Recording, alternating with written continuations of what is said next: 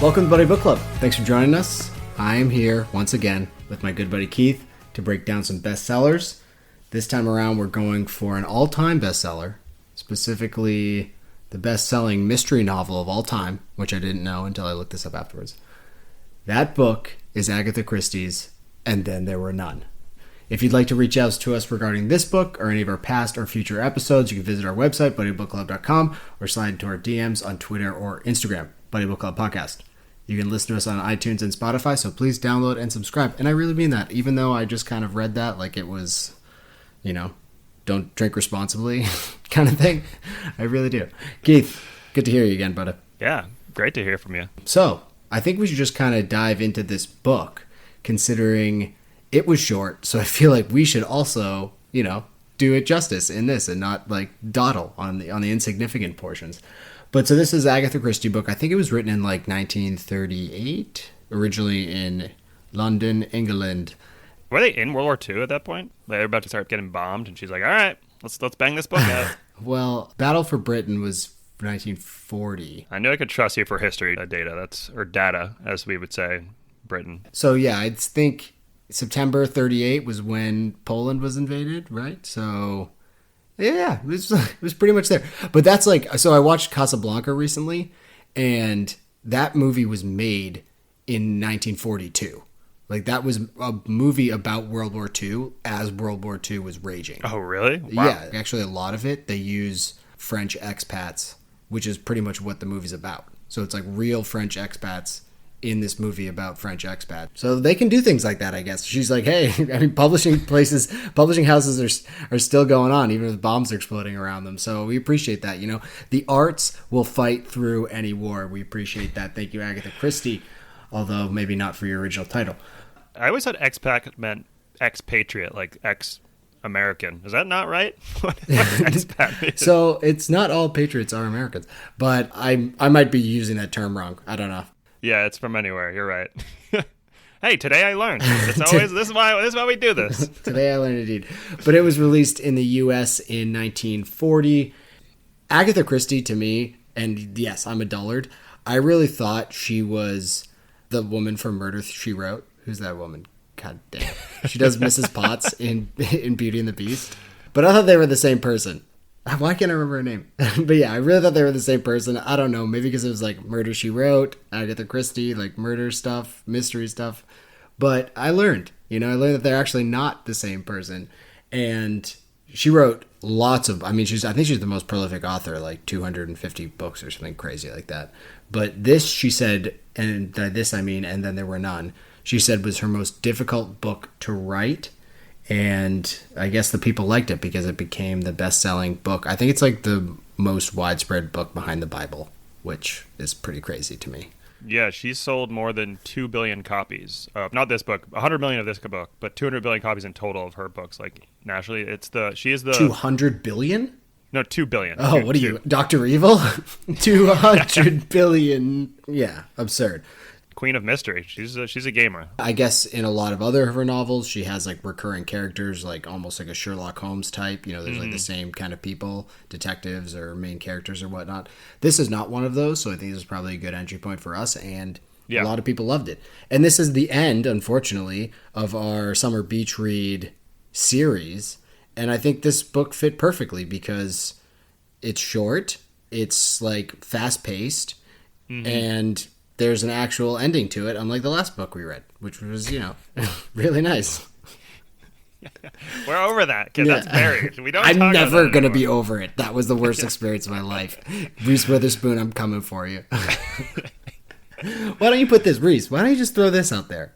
Oh, because no one's paying you for it? Oh, I get it now. Yeah. Jesus Christ. At least you're not holding a grudge. Yeah, no a grudge. But so this book, And Then There Were None, focuses on 8 individuals who head to a deserted island at the request of UN Owen, and they think they're getting invited to this fun kind of vacation retreat for a weekend. And them, along with the 2 caretakers, the groundskeeper and his wife, they all die. And one of them is the killer. And somehow she keeps us going the whole time without any of us knowing. I had no idea. Did you have at any point feel like, I mean, obviously throughout the book, you have sometimes you're like, I think it could be this person, but was it a situation where you're like, oh, I know what's happening? Like when we read Dark Matter, it was like, okay, this is an alternate universe. Like right away, we were both on that same page. No, I mean, I think because I knew her reputation, I knew it was there's going to be someone that was going to be murdered. But like halfway through, I was like, wait, is this kind of like a Stephen King novel where like the house is just killing people? Yeah, I was like, I don't know if that could be happening. My guess, like after the second person was killed, my guess was Philip Lombard the whole time.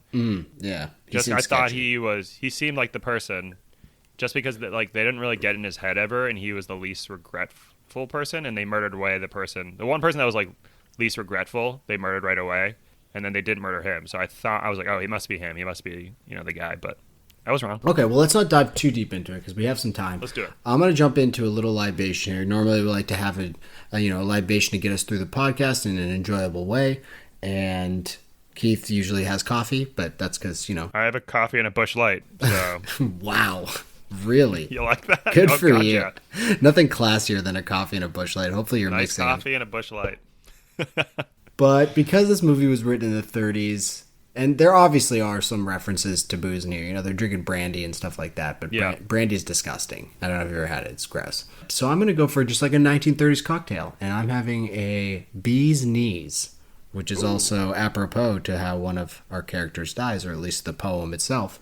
But it's a gin with lemon juice and honey, and I'll tell you, quite nice. And I'm not a big gin guy, but it's quite nice. Without further ado, let's get into our favorite scene.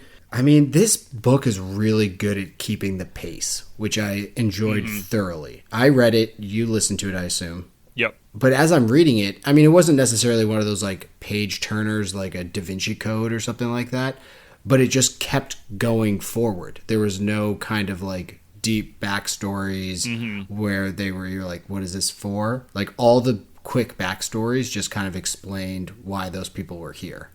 I don't know if you had a favorite scene, but I'd like to know if you did.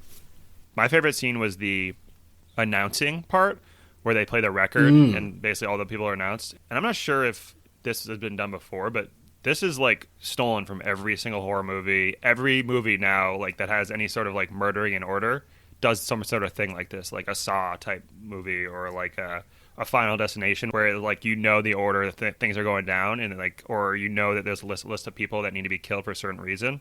It seems like this was like probably maybe the origins for a lot of that. I could be wrong, but that's just the sense I got. This has been stolen so many times over now at this point. For sure. It's like even those other books when it's like the reading of the will or whatever the case is, it's all the people in the room and stuff is kind of divulged via, whether it be a recording or a will. It was kind of like the beginning of Act 2 almost in this book where it was like, oh, okay, like this shit's getting real. Like, now we know why these people are here. Because up to that point, we were just kind of like, okay, something's going down. And we obviously knew that this is like a murder mystery book. But no one had died yet. And then it was like... And immediately after that, someone dies. Yeah, that was definitely my favorite. The other thing was just overall, Judge Wargrave, great name, by the way. Just taking control of the group. It gave me the 12 Angry Men feel. I don't know, that's a throwback book. But is that a book or a play? Well, it's a play. So I think you can read it. But... It's also James Gandolfini in the movie that I watched in high school. FYI. Oh, really? Yeah. I only watched the black and white movies, so I assume that he wasn't in that. Yeah, but, no, they did a color one with like Jack Lemmon and him.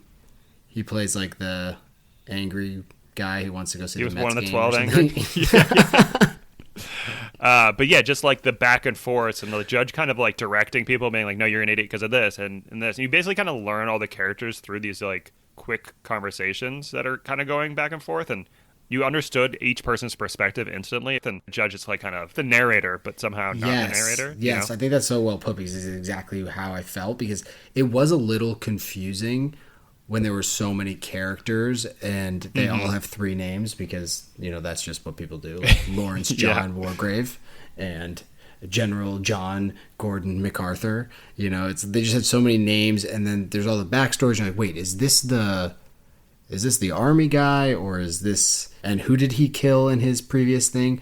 So the judge kind of acts as that intermediary to like help clear your mind and like guide you through it. which you also know at the same time, like, it's written this way so that, like, to put you on some sort of, like, false trails or something, but it's helpful.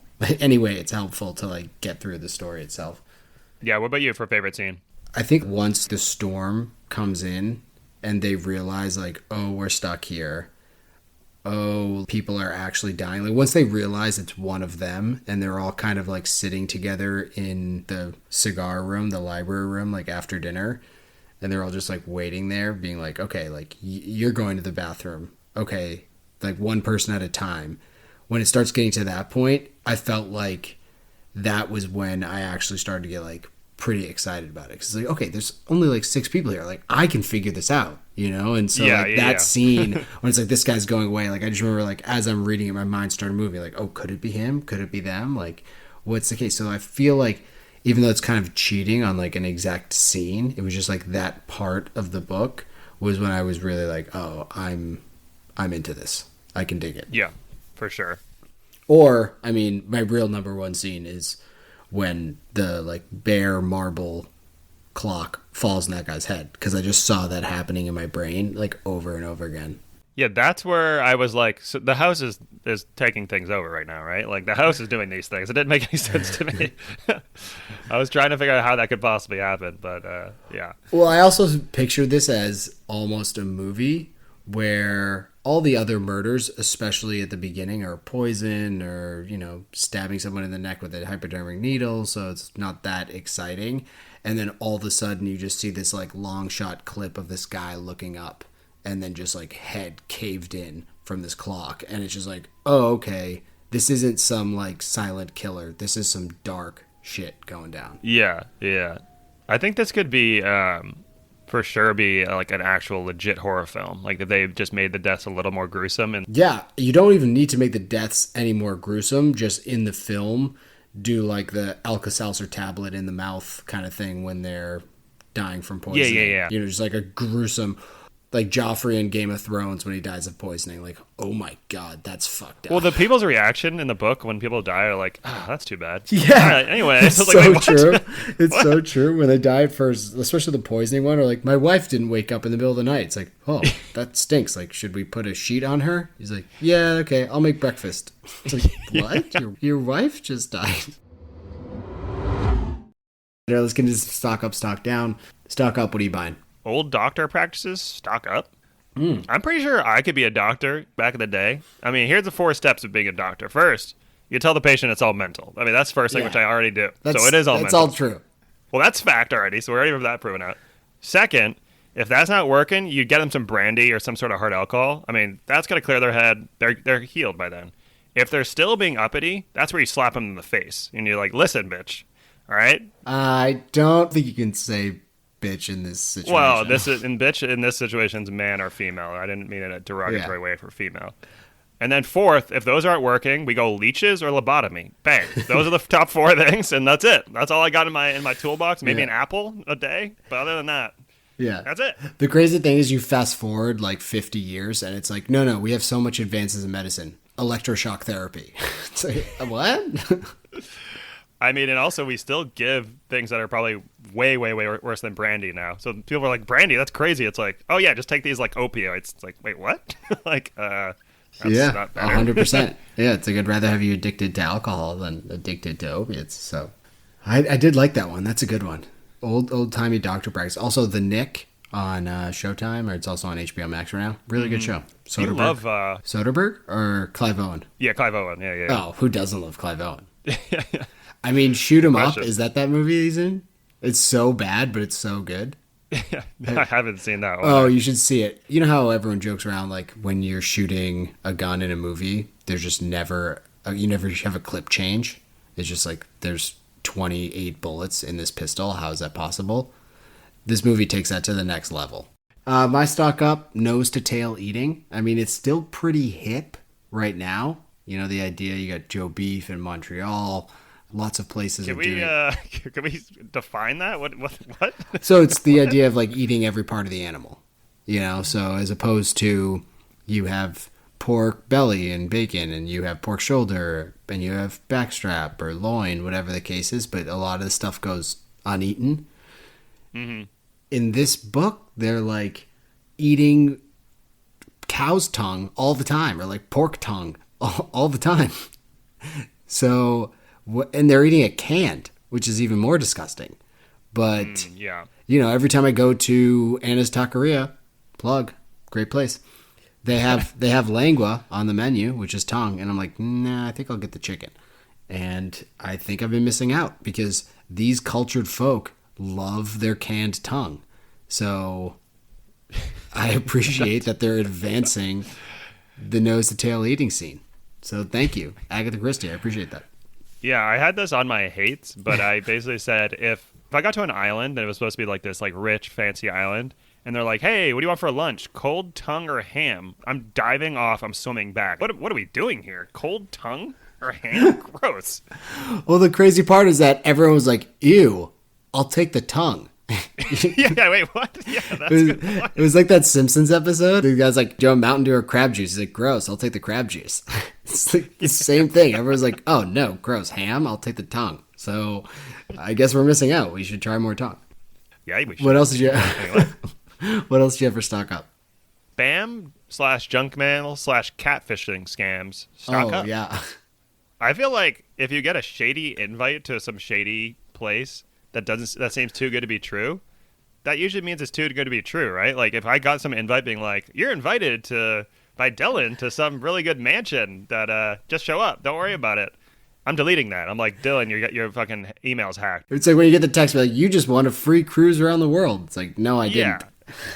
Yeah. What are we doing here? These people needed some spam or junk mail in their life to realize this is obviously a scam they're going to get killed. I mean, that was the first thought I would have if I got this email. So stock up for those things. They're penny stock right now, but we're buying them hot, and we're just going to, we're going to get up to that 2 pennies, get a little 100% return, easy day. So you're supporting the Prince of Nigeria.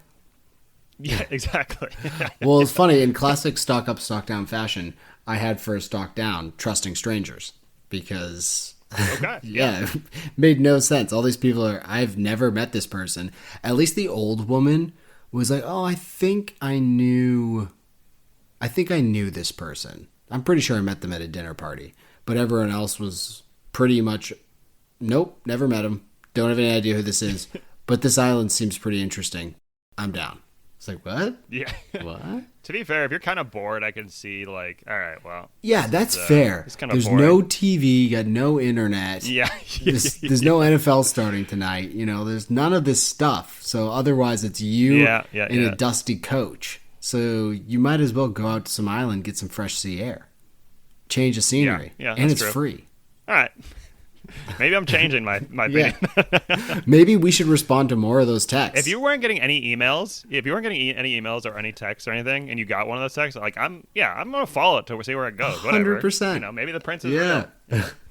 The other stock up I had was actually reading the book itself. So I'm sorry to shit on you right here with listening to the audiobook or like an ebook, but tangible books, something you can touch. Mm-hmm.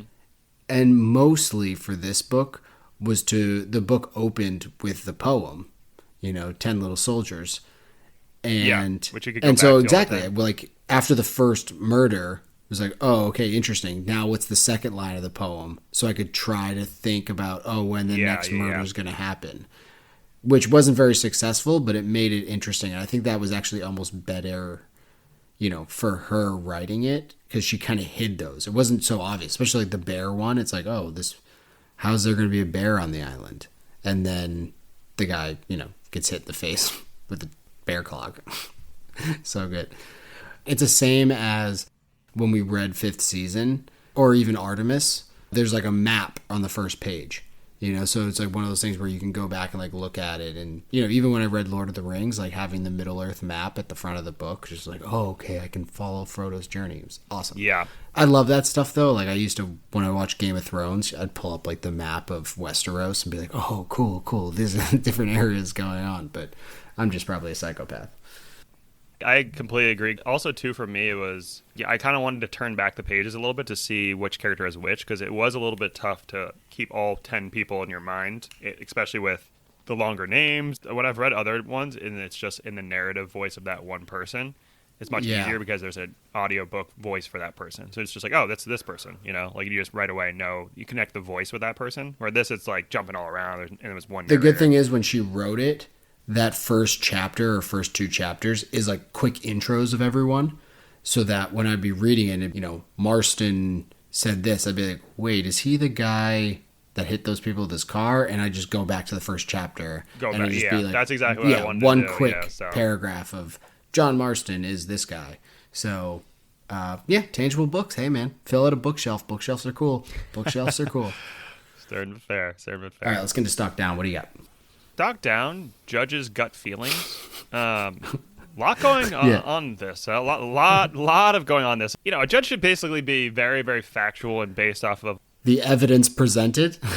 Yeah, exactly. Yeah, and in the way Wargrave was talking, was talking was like he was doing that. He was like, no, we can't rule out this person. You can't rule out even me because of all these factors. We need true evidence. But he's going off of like hearsay. He's going off of like, I think this person killed him. And he's like, that's good enough for me. Invite him to the island. Let's fuck this person over. It's like, wait, what? That's because he's in the book. He's talking about how like we can't trust something that's hearsay, but all these stories are hearsay. Yeah. So that doesn't make any sense. In the epilogue, he's like, I met this woman and she said that she knew of another person whose cousin killed this person. So I invited them to my island. It was like wait, hearsay. What? yeah. And some of these people were actually remorseful, which made it even worse, right? Like, for sure. Seems like for sure. We'll get into that in a pick your character / best death. That was my Stock Down. Stock Down for me is getting away with murder. So all these people did get away with murder, or at least for the most part. We'll get into that. But you know, they thought they were scot-free. And it turns out you're going to die a way worse death. Like, you're never free from the murder you do. So my suggestion, don't kill anyone. And you're fine. That's pro tip. I didn't think of that. And now that you say that, fair enough. Yeah, if you don't kill anyone, you're chill. Actually, I read that in a movie production or I think a stage production, when they did a stage production of this, Agatha Christie changed the ending because she didn't want this like morbid ending where everyone died, and then there was also like no way of kind of clearing up the whole thing, which I kind of disagree with. Yeah. You could have Wargrave survive and just like kind of go out to sea and like write his memoir and put it in a bottle. I thought that'd be fine with the play, but instead she made Vera, and who is the guy that she was flirty with? I thought it was Lombard, or was it Blore? Whatever. Oh, it was Lombard. You're right. Yeah. So her and Lombard, like, it turns out that they were actually innocent, and they somehow like got off the island in the play. So. Oh, really? Yeah, I guess they didn't murder anyone in the play. They had to change it. But so Stock Down, getting away with murder. It's not going to happen for you. So just don't murder. My other Stock Down, voodoo dolls. Stock Down. So those little soldier figurines on the table, each time someone dies, it gets removed from the table. Like, are we all not assuming these are actual voodoo dolls and kind of paying attention to them a little bit more? Like, am I just the only one? Are voodoo dolls not invented back then? Like, what are we doing here? That's the first thing I thought. I was like, oh, these are all voodoo dolls, right? I'm also surprised that no one just decided, like, pick all these up and throw them in the fire. In a situation like that... No, but then everyone would die, though. That's what voodoo doll would do. But in a situation like that where you have no control... And you know that like one of these is getting removed every time someone dies. It's like, hey, screw you, killer. Like, you're not going to do that anymore. Like, I'm getting control of the situation somehow. So I was kind of surprised that no one did that. But yeah, I'm with you on, you know, actually I'm kind of stuck up on voodoo dolls in general. Like, I like the idea, and I wish there was more of them. So. Well, like, you just said to throw them in the fire. That would literally just burn all of them alive. Well, let's put it to the test. Let's put that to the test. Was each of them represent one person, or are they just all the same? They all look the same. It'd be cool if each like one was actually like a person. It looked like from what I've seen, and I watched a 1989 movie today, or I started it, and it was horrible. It starred Frank Stallone, Rocky's brother. It was Frank Stallone and Blofeld, who's the. Wait, is it actually Rocky's brother? Yeah, it actually is Frank Stallone. No way. And Frank Stallone's an actor, and he's also a great singer. Holy shit, you're right. I thought I was joking. I assumed it was a British actor. And so it was him, and one of the Justice Wargrave was Blofeld from the James Bond movies, who is the inspiration for Dr. Evil. Oh, okay. Austin Powers reference. Gotcha. So I don't know where I was going with that, but I just watched that, and they were all the same character. Granted, it was like kind of a racist movie, so I stopped watching it.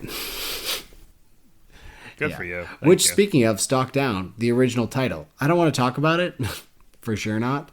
Yeah, I don't even want to talk about I don't want to talk about the change of the title, but like, yikes, people. Like, get your shit together, for Christ's sake. Like, how did people think that was fine to do? I don't understand that. It just blows my mind. Did it mean something different in Britain? Nope, it didn't. And okay. And then, like, even then on, like, 20 years later, they had a movie or a play that's of the same name. Like, at no point was someone like, this is completely inappropriate. Like, what the fuck? Just shows how backwards we are as a people. But yeah, that was it was unfortunate, and I'm glad they changed it to this soldiers thing. But also, just a quick Stalk Down and talking about how things have changed, or at least maybe not have changed. But how you said earlier about they all kept accusing these women of being, what did they say, insane or manic or whatever the case was. It was like, oh, she's got a bout of the insanity. Yeah. It wasn't insanity, though. What did they say? But this is also written by a woman, so it's it doesn't. So you're gonna get a lecture again of the sexism? I'm not going there again. If you want to listen to that, you listen to past episode. But it was just like, oh, basically like, oh, this woman's just cracked.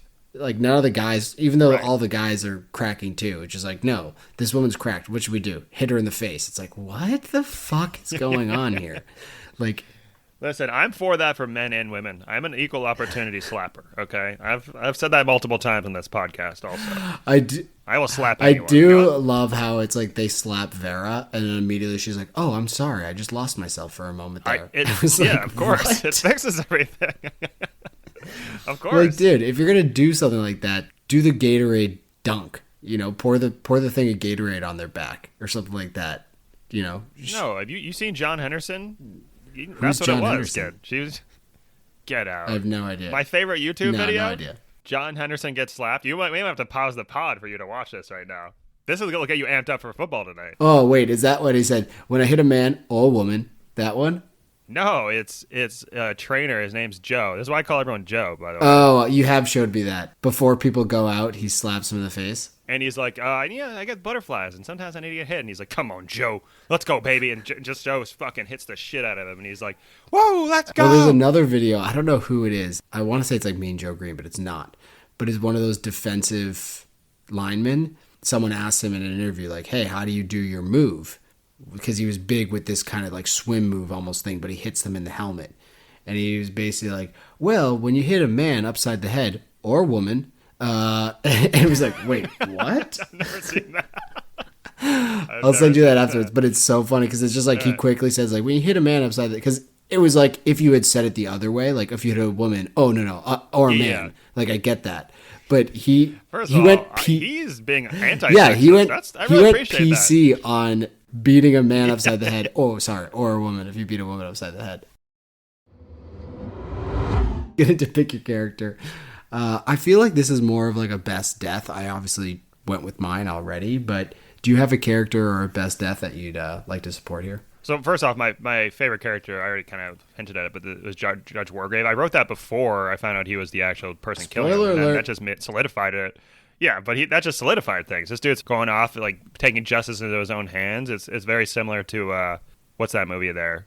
I'm gonna bring the whole corrupt system down. I loved it. Fight Club? I like Fight Club. No. Law Abiding Citizen. Oh, haven't seen it. Really? Yeah. Wow. Is it worth it? I'm a big. I like fan. references Yes. that I haven't seen. Yeah, so cool. I'll definitely check it out. Yeah, I'm a very big fan of it. I also like the anti-hero, so that's why I like those type of movies. So, spoilers, he's an anti-hero, which we love. I don't know where I was going with that now. I've lost my train of thought. Justice Wargrave, how much you liked him? Oh yeah, I already talked about it, but basically him kind of dictating what everyone's doing and like kind of setting the scene for everyone, and then also end up being the murderer made him even better. I liked it. That's fair. Yeah. So I liked Henry Blur's death. This is a guy that got crushed by a head with a marble bear clock. We've already been over this. Yeah. Yep. Of course. He gave false evidence in court, and the innocent man died. So I get that. Totally understandable. But there's a lot of people who didn't deserve it, or at least there's some that didn't deserve it. Like the extremely pious Emily Clark Bent.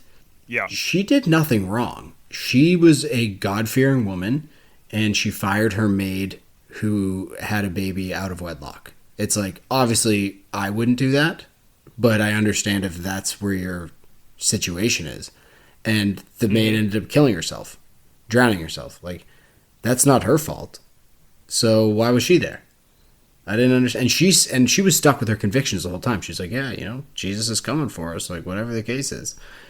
Yeah, that's like 5th degree murder. Yeah, so I didn't really understand that. Like, I think the judge had kind of got like his 8 guys or 8 people or 7 people, whatever the case is, and had the island come up. Was like, shoot, I need one more, and was like, I've been like thinking about this other woman. Like, just add her in.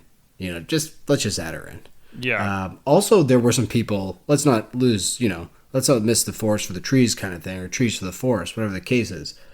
But some people really did deserve it. Vera, she let that kid drown. No, I'm on the opposite side of this. Yeah, that kid sucked at swimming. That's not her fault.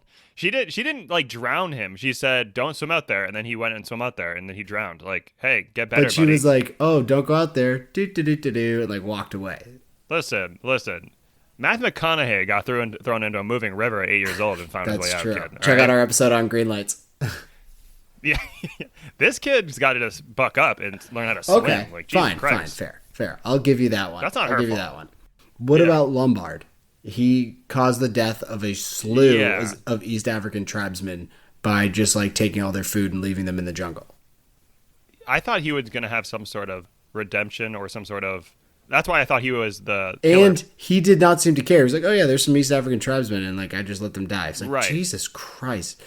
Dude, the imperialistic society of like the 1800s, or obviously before that too, but that just like trickled into the 1900s is just so fucked up.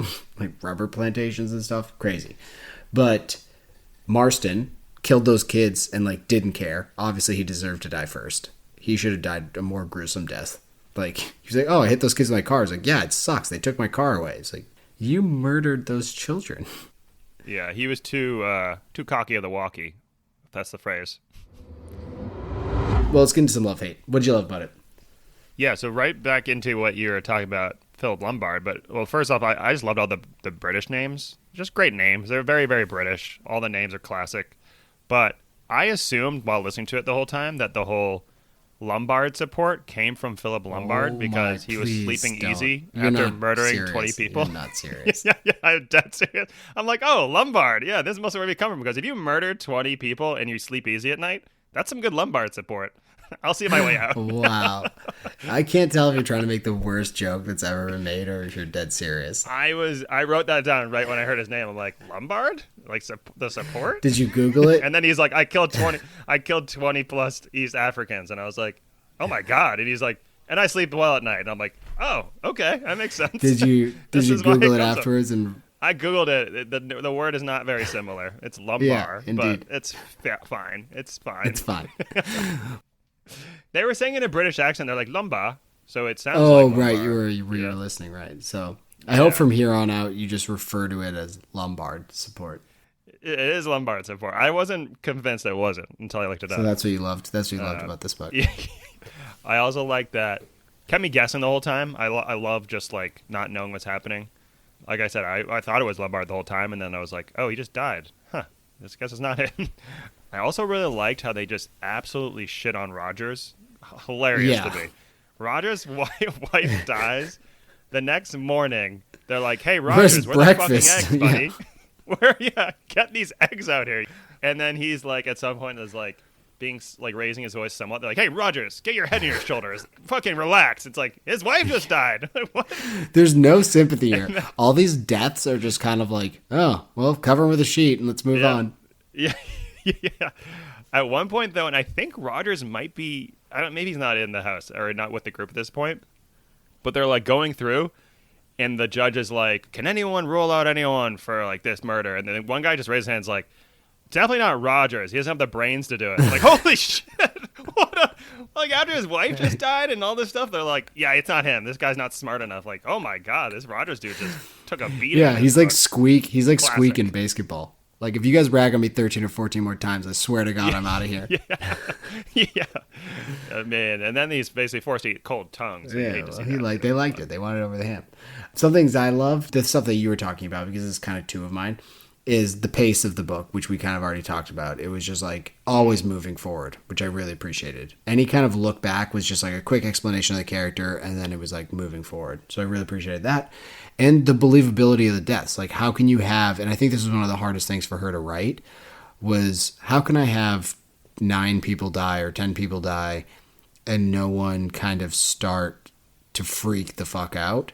And so I think the believability, that's like, oh, this one died of poisoning, and like this one died of, sleeping overnight. Like, oh, they died. So then they don't really realize there's a murderer until like 3 deaths in, and they don't realize it's one of them until like 5 deaths in. And then at that point, it's such a tight group. It's like, oh, this is tense as fuck. So yeah, I really like that. But when they did the UN Owen, and then Justice Wargrave was like, UN Owen, unknown, I was like, oh, especially reading it when you can see it there, I was like, oh, that's really sharp. And that's the moment I knew that I wasn't going to figure out who the murderer was. I'm like, oh, I'm not smart enough to figure out UN Owen. It's like it's like the guy's name was like Ulysses Noel Owen, and his wife's name was like Ursula, Natalie Owen. And so I was like, It was like, oh, wait, unknown. Fuck, I'm so stupid. Like, that's why I just felt so dumb. And I was like, all right, well, I'm not going to figure this out, so let's just enjoy it. But I like that. Have you ever done Escape the Room before? Yes, I did. I went in thinking, I'm like, I'm going to be really good at this. Like, I'm pretty good at, like, reasoning, induction. I like, couldn't understand what was going on the whole time. I was like, all right. It basically just reduced my confidence in, like, the worst way. I was like, oh, Jesus, I'm not very smart. And that's probably, when you read these books, I don't mind feeling unsmart because you're not in a group and people aren't like, wow, this guy's an idiot. But, yeah. Let's say you like felt humbled, if you will. Yeah, I really was. I want to accept this award. Feel humbled. Well, yeah, I mean, to tell you the truth, the escape room, I was like pretty excited for it, and it was like golf to me, where I'm like pretty good at other sports, and I play golf and I'm absolutely horrible, so I just have no interest. And escape room, I was like, oh, I'm gonna be awesome at this because I'm great at brain teasers and stuff like that. And I sat down and I couldn't figure out the first thing, and I was like, I quit. I literally just sat there and was like, I'm not opening these drawers and like looking for codes. Like, I'm over it. I'm fucking over it. It's like when someone gets like Boardwalk and Monopoly, and you're just like, oh my God, like, I hate this fucking game. Like, you get it. It's like, I'm the best real estate mogul ever. If so you know smart. Monopoly, Boardwalk is not the most prized property. It's the orange properties and then the light blue properties. That's like pretty basic. All right. Yeah. Yeah. Well, I mean, honestly, if you get an early Monopoly on Boardwalk, you can fucking. Well, as long as you get the 3-house multiplier. If you only have 1 or 2 houses, you're not going to bankrupt anybody. But if you get the 3-house multiplier. We'll do a live fucking Monopoly broadcast if that's what you want. Oh, yeah. If you want to play Monopoly, I fucking love Monopoly. All right. So, yeah, I love that stuff. That's pretty much it for me. But the UNO and stuff, especially when you read it, it was almost like Tom Riddle to Voldemort. I am Lord Voldemort kind of thing. But not as, elaborate. It was very just sitting there. UNO and okay. Yeah. What'd you hate? I already went over the food options. Like I said, everyone's getting killed off on the island, I'm taking the swim. I'm like, whatever, I'm out of here. I'll risk it. No risk it, no biscuit. That's what I'd be doing. You mentioned the guy that drove fast. I thought that was kind of wouldn't fit in today's thing. It's like, he was driving too fast. What a bad guy. It's like, I guess he was unremorseful, which made him a bad guy. But other than that, it's like, I feel like that would fit more than ever. It's like some dick driving around in like a children at play sign, the little frog sign, like children at play, and he's like, fuck it, and just hits a kid in the school zone. And just like bounces off the hood and keeps driving. All right, I guess that changes my mind. I think he's going to prison though. Oh, for sure. Well, actually, this is like pretty early in motor vehicles, and there like wasn't speed limits and stuff like that. If you look back at that time, it was insane the amount of car accident deaths. Like, there wasn't any road signs, there wasn't anything. People used to just hit each other all the time in these like steel vehicles. They gave prison in like 10th grade. We did like a field trip to the prison. In 10th grade? Go on. They had the main dude that like ran the prison. He was one of the inmates, but he was like the most respected person there. He set up this whole thing where like each person has a theme and a story behind it, so it's not just I'm in here because of this. He was like, my drug was blah, blah, blah, and that led me to violence, doing all this stuff. And they went through all these people. And then this like 5'10", good looking dude steps up and he's just like, yeah, mine was like a thing of speed. I really like driving fast. After all these dudes stepped up and were like, I killed people. I drove too fast. All the inmates were like, this fucking dude, like, you kidding me? So that's it's pretty crazy that you were on Maury and they sent you to Scared Straight, and this is how you played it for us. So fascinating. For hate, obviously I talked about how I really like the story and whatnot and the way she did the deaths, but I didn't really like the implausibility of it all in terms of getting the people there. Like, what if one person said no? Like, it's all based on this poem of 10 people. If one person says no, like, is there an honorable mentions list or like a practice squad that you have, like, that didn't make your 53-man roster? Because, what happens if all it takes is one person to say no in this like 2-day period, plus like coordinating the carriage rides and the train rides. Like, it was all, very lucky. Once they got there, I think it was really good, but you got to get past the implausibility of that. And then I would have liked a practice squad also list. I appreciate it. Yeah, you need the practice squad just in case. Also, it was hard to keep track of the characters at the beginning, which we kind of touched on. But it's just there's 10 characters. It's it's like a 250 page book. Like, it's not very long. How long was the audiobook? Like 5-6 hours? Yeah. Yeah, exactly. So at the beginning, it was hard to keep track of everyone once they started killing people off. And I appreciate how they got rid of some of the characters that were like, like Marston, who was just like, I killed some kids. It's like, yeah, that's messed up. But like, yeah, get him out of here. You're not interesting. Get out of here. So it was kind of hard to keep track of at the beginning, but then I liked it. So yeah, I actually had that. It was my last one too. Just I feel like this would almost make a better player movie just because it would be easier to visualize the people. You didn't have the time to establish the characters as much, but I still think it was fine. You've got mail. Bob from LA. Oh, Bobby. Roboido. On the reread, do you think that you could pick up more of the clues that the judge was the killer? Also, P.S. Agatha. It's a great name, right? I feel like a modern day Agatha would be kind of a smoke, no? Good question, Bob. Yeah. Which one do you want to tackle first, E-Man? Well, Agatha, I did, I was actually walking around cemetery the other day, Mount Auburn Cemetery, located in Watertown / Cambridge, Massachusetts, the first landscaped cemetery in the United States. Beautiful place. It's beautiful. It's a cemetery, but it's beautiful. And I was noticing because it's a very old cemetery. Are you still trashing cemeteries? Like, are we still in part of this phase of your life? Come on, D-Man. No. I was just enjoying it. They have beautiful, beautiful stuff. But I was noticing it's a very old one, like all these old names. And nowadays, all the names are so this much the same. Or if they're not, they go for like hip names like Dylan. Like who wants that fucking name, True, but there's Esther and all these other weird, interesting old people names. They're wonderful, but it's unfortunate because you're like, oh, that's an old woman's name.